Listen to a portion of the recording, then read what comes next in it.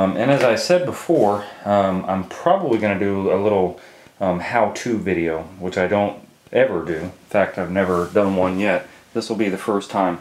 I never anticipate that a homeowner can do their own home repair. If it's pretty easy, like putting a toilet back in or something like that, then yeah, you go to Home Depot or Lowe's or whatever, and they can teach you pretty quickly how to do something like that. Easy stuff.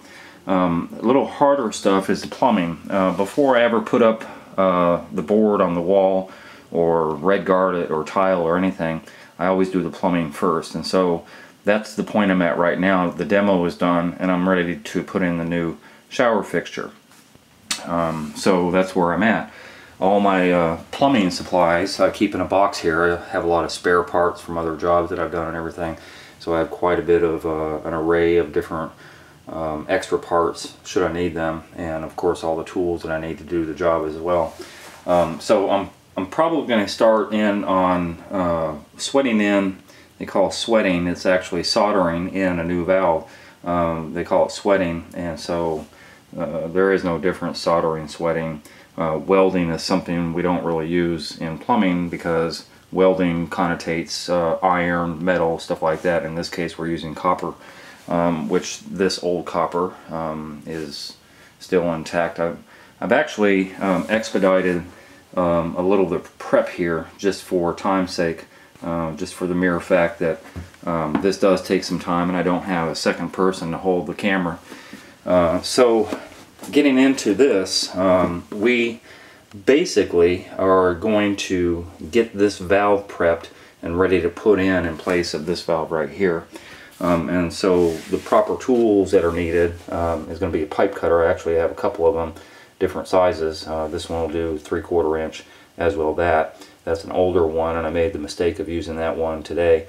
And it makes a lot of lines on the copper because it just keeps on going over and making more lines rather than cutting through it. So you'll see that on these pieces that I cut here, but it doesn't really matter too much.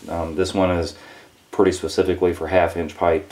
They have sizes on the cutters, and so the other parts that you need is brushes. You need a 1/2 inch brush, and then you need a 3/4 brush. In this case, I'm doing some 3/4 sweating, so I'm gonna get into that and the reason why in a minute.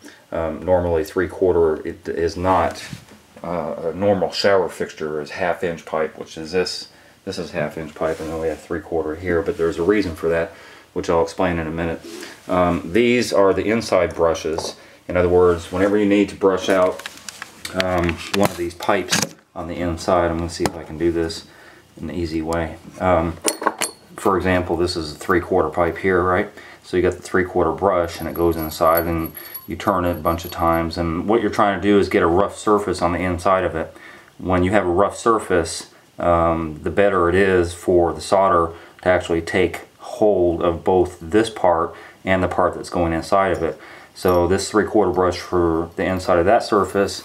Then if you have a 1/2 inch pipe, a connector for example, or even an elbow, and in this case you got an elbow, then you would use a 1/2 inch brush, and you're doing the same thing. You're just turning it in there, rubbing it around 5, 6, 8 times, you know, whatever. You can't rub too much, so you want to get that scratchy surface going on. So that's what those brushes are for. Then you have the outside brushes, and this is typically one of them. This is for 3/4, and then this is for 1/2 inch. Let me see here if I got a 1/2 inch pipe somewhere. So you got a 1/2 inch pipe, and when I say outside, I mean the outside of the pipe itself. You turn it like this, and you keep on turning. And you actually go down as deep as you can because there'll be a stop there eventually, and that's about how far you want to go anyway. So anyway, you turn it around, rub it and everything. You can use actually sandpaper. They have plumbing sandpaper, but what you're looking for is this shiny surface to pop up. Not quite what this is. It needs some more, but I'm not going to do it all the way. And the shiny surface tells you that you've got a good rub on it. Some of my 3/4 pipe I've done already has a shiny surface, and so you'll see that, and I've gone all the way up as far as I can with that brush. So that's the inside brush, or the outside brush rather. This is the inside brush, and that's how you prep your pipes. When prepping your pipes, like I said, you're trying to sand off as much as possible, and then you use what's called flux. This is flux. It usually comes in a kit. It'll come with a brush, or you can buy the brush separately. But all flux is basically to get the oxide pieces, minerals and stuff. Sometimes they're microscopic, you can't even see them.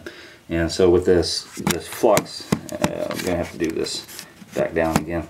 But with this flux brush, you're getting up enough onto the brush so that it pretty much covers the brush, and then you're putting it inside the pipe. On these inside ones, you're just rubbing it around like that. You can get too much. You don't want to clog it up too much. You want a nice, thin coating on there. And then of course, when you have outside pipes, you're doing the same thing. You're just rubbing it around the outside pipe. So these are already pre-fluxed, and so typically you have obviously the female here, the male here, and when you put them both together, both of them are sanded and both of them are fluxed, and then you just bottom out. And when you bottom out, you're good to go. These pieces here is for this valve. I'm gonna bypass. That's really all the prep you need to start doing your soldering, sweating, whatever you want to call it. This fixture right here, my customer brought me, and it is a little more complicated than most fixtures. And the reason why, well, it's obviously bigger. Most fixtures are not like that, and most fixtures come looking almost like that. This is an old one. The newer ones are a little bit bigger, obviously, but because the valves are bigger. In this particular case, we're not doing 1/2 inch. What we're doing is 3/4 inch. Unfortunately, my customer wasn't really aware when he bought this thing that this is specifically for 3/4 pipe. So unfortunately, I have to do some transition, which is why I have all these pieces prepped right here. These are 3/4 inch pieces, and these are about 3 inches long, maybe 4 inches long. And then this is a transition from 3/4 to 1/2 inch, which is something I'm going to have to do. On the other end of this, I have a male adapter that is going to fit onto there, and then well, I'm going to have 4 of them, and so that whole piece will be soldered together, sweated together, and eventually that male piece will fit into these female threaded openings all the way around. You see, you got 4 of them, because you have hot and cold on the sides, and then you have your shower head that's going to eventually go here, and then your tub faucet, or tub spout that's going to come down this way. Anyway, on the inside of here, it specifically tells you do not solder within 4 inches of the rough. Okay, so in other words, this being the rough, 4 inches away from here, which is why I cut these, good part of 3, maybe 4 inches, and then along with these fittings, by the time I screw this into the female ends, then I won't have to worry about sweating in my 1/2 inch pipe, because it'll be so far away once that happens. Another thing too, which I'll probably end up showing you, these male pieces are going to require either Teflon tape, which I think I have a little roll of Teflon tape on my tool pouch. You see that at Home Depot a lot, but that's what that is. But I don't use Teflon tape. I use what we call pipe dope, and it's just basically a Teflon type of, let me see if I can open this with doing this camera thing. That's what it is. And so it's basically the same thing as tape, except that it comes kind of in a almost a liquid form, or a paste type of form. And so what I will eventually end up doing is spreading that on these male ends before I actually screw it into this valve over here. And I will probably end up showing that as well. Anyway, getting back to this valve, this is an anomaly. Most valves don't look like this. Most valves at Home Depot and Lowe's you're going to find are 1/2 inch. This came offline somewhere, and I have actually put one of these in before, so I'm already aware of the complexities, meaning that it's specifically meant for 3/4 pipe. So in other words, what this valve is really meant for is new construction. When you have new construction up under the floor, you have typically 3/4 inch pipe, and that tees off to 1/2 inch pipe for your toilet and for your shower and your sink faucets and stuff like that. If you want better volume, then you go straight from 3/4, which is up under here, and you don't transition to 1/2 inch for your shower fixture, for example. You would transition, you would do a straight. You would put a T in there, and then off of the cold and the hot, and then you would just go directly to your valve itself. In addition, the shower head, this pipe going up to feed the shower head, would also be 3/4 all the way up to that point there. Now when you do 3/4 pipe on both the hot and the cold, and coming out of here and coming up to the shower head, then your volume increases, so you get a lot more water than you would 1/2-inch pipe. So that's really what that's meant for. It also has another purpose if you're doing a shower, which I usually am doing showers. The bottom here, rather than putting in the tub spout as you would here, down here at the bottom, you can actually use that to get another shower head. So say you had a shower head on the other wall, or you had some body sprays or whatever, then you would need, this is what's commonly called a mixer that just mixes a hot and a cold. But then you would need something, if you have a secondary shower head coming off of the bottom as well as the top, then eventually those are going to go into a diverter. And this one is not going to be a diverter, it will be the bathtub spout right here. So that's the reason for that. The two shower heads, you know, are going to get equal amount of pressure. Not with 1/2-inch pipe, but with 3/4-inch pipe, which is what this valve is for. You would get 3/4 going to that shower head, 3/4 going on that shower head, and then you would have an equal amount of pressure should you and somebody else be taking a shower at the same time. Specifically, it's meant for that, but we're gonna forget that it's for that, and we're just going to transition from this 3/4 down to this 1/2-inch, which I'm getting ready to do right now. So once I get into the sweating process, I'll let you see how that goes. Oh, and on the torch, I usually use MAP gas. It heats up a lot more, or a lot higher temperature anyway, than propane. You could use propane, but it just takes you a little bit longer. And then we're using the leadless solder here. It used to be called 50/50. But anyway, that's the solder that we're going to use. That's the torch we're going to use. And I always have a board of some type. In this case, I have a piece of scrap pressure treated board that I do all my soldering on, so it don't cause a fire or that I don't burn the floor. And so that's how I'll do that. Also, you're supposed to have a fire extinguisher anytime you use fire, and I don't have one handy because I'm going to be here the rest of the day, so I'm not going to worry about that. I do have one in my truck should I need it. But also having water. I have a little trough here that I usually use for grouting, and it's full of water, and that's for two purposes. One, if I do have a fire, I've got water available. Obviously the water is shut off right now because I'm getting ready to do this. But also because I have the sponge, I can cool off my pieces a lot quicker than just sitting around waiting for them to cool off.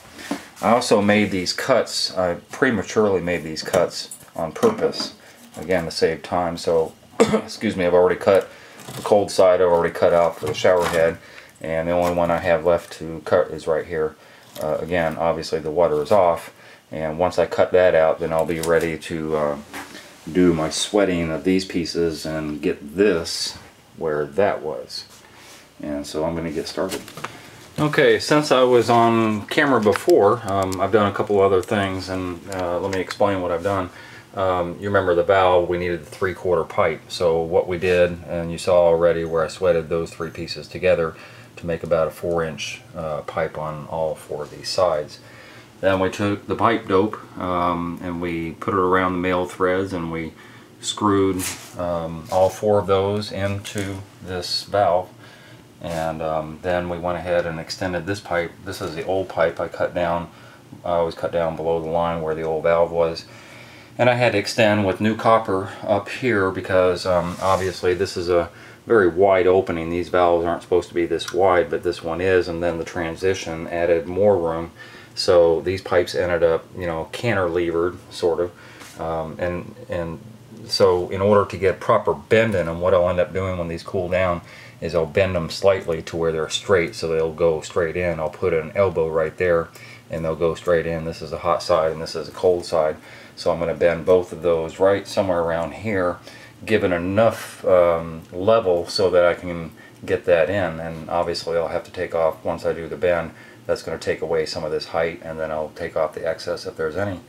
And that's how it's going to go in. The only thing I've done other than that is I've sweated these connectors. The way I told you before, when you're sweating pipe, you always sweat the connector. And so my heat, you can see it right there, my heat ended up right in the middle. When it ends up in the middle, then it gets a good temperature going on for both the solder on the top and the bottom to get sucked in. Same as over here. And then, oh, by the way, there's a little mirror trick I'm going to show you in a minute. On the top here, where this shower head ends up going, I had to cut a little bit of this off. It was a little bit too long because this whole thing is so big, it got bumped up where the old one was. So I notched out of this 2x4 a little bit more so that this thing would fit. Fortunately, it has a couple of screw holes that I could temporarily attach this to the 2x4 that's here in order to make all these sweats happen. On the top of here, you're going to see a minimum and a maximum depth. So in other words, where this arrow ends, the final product, once all the board is on and the tile is on, the minimum should be right at that arrow, should be somewhere about in between, and the maximum should be here. So that lets me know how far back I needed to cut this wood. And we are right on, if we put the board and the tile on, we're going to be right about here with the finished product. So we're right about in the middle. Anyway, getting back over here, when you sweat this next to 2x4, which commonly does occur, you have to watch your heat because otherwise you could set this 2x4 on fire. And sometimes they get a black mark like you see here, but that's not a big deal. The sweat was made in, you know, once I got this tied in really well to the wall, I already knew what my cut was, and so this pipe is down inside of that fitting very nicely and then got sweated in. What I was getting to with the mirror, there's no way to find out if your sweat is actually going around to the back. Same on these. Normally you don't have this much room to work with, and you can't get your head around there to look anyway on that one as well. So what I have is a mirror, same as a dentist would use, and it's telescoping, so it goes out about 2 feet, I think, and a flashlight. And I don't know if I can show you holding the camera. I'll see if I can make this work. I need a cameraman, I guess. If I'm going to start doing how-to videos, I need somebody to hold the camera. But basically what you're doing is you're putting the mirror right behind where your sweat is, turning on your flashlight for lighting, and then you're just checking the bottom and checking the top to make sure that that solder went all the way around both of your connectors, which in this case it did. Which obviously, you know, I had to double check my connection here because I can't see, you know, around the back, so I just put the mirror back there and the flashlight, and I'm able to do that. And so that's how that's done. In the meantime, once we get this pipe bent over and an elbow put on it, this pipe bent over and elbow put on it, then we'll be able to sweat straight into this transition, this reducer from the 3/4 to the 1/2 inch. In addition, we'll be able to put down this pipe a little bit further and then put an elbow on it and come out here, because this is where ultimately there's going to be a 3/4 nipple to go on here for the tub spout to screw into. And so that's going to be it on that, and then I can actually turn the water back on so this customer can flush their toilet and everything. So that's where we're at, and so I'll be back. Okay, so this is the last area I'm going to be sweating, these corners that I was just telling you that I was making.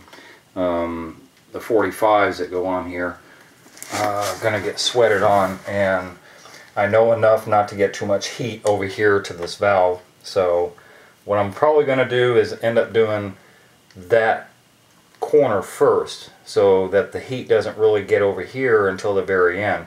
Any radiant heat is going to follow that. I can hurry up and make this sweat, put a sponge on it, and I'm good, and I don't have to worry about the valve too much.